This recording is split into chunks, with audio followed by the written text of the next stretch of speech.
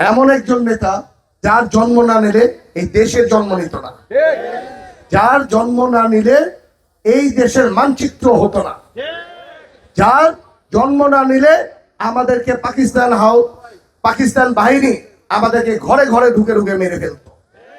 আছে এরকম একটি নেতার মৃত্যুবার্ষিকীতে আমরা সকলে প্রথমেই ওনাকে যাতে আল্লাহ বেহেশত নসিব করো এর জন্য কি আমিন বলবো একবার জোরে। যে এই ৪৫ বছর ধরেই আমাদের প্রতিটি ঘরে ঘরে প্রতিজন এই দেশের মাটিতে আমরা সব সময় ওনাকে স্মরণ করি। আজকে ওনার জীবন দশায় কিন্তু উনি বেঁচেছে মাত্র ৪৫ বছর।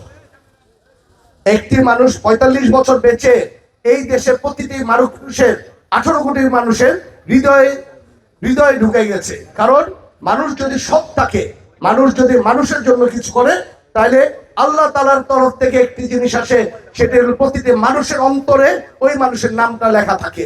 যেই নামটা লেখা হয়েছে আমাদের শহীদ রাষ্ট্রপতি জিয়াউর রহমান সাহেবের নাম। আছে ওনারই পরিবার, যেই পরিবারের দ্বারা আমরা বলবো আমাদের দেশ নেত্রী বেগম খালেদা জিয়ার মাধ্যমে এই দেশে গণতন্ত্র অনেকবার চলে যেতে চেয়েছে, কিন্তু ওনার সঠিকভাবে দাঁড়িয়ে থেকে আমাদের দেশে এই গণতন্ত্র আবার ফেরত নিয়ে এসেছে উনি। আজকে ওনারই সুযোগ্য সন্তান দেশ নায়ক তারেক রহমান সাহেব।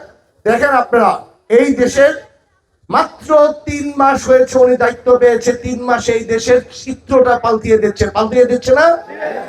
এই দেশের মানুষের অভাব ইনশাল্লাহ দূর করে ছাড়বে, এই দেশকে ইনশাল্লাহ সিঙ্গাপুর মালয়েশিয়ার মতো উনি বানিয়ে ছাড়বে।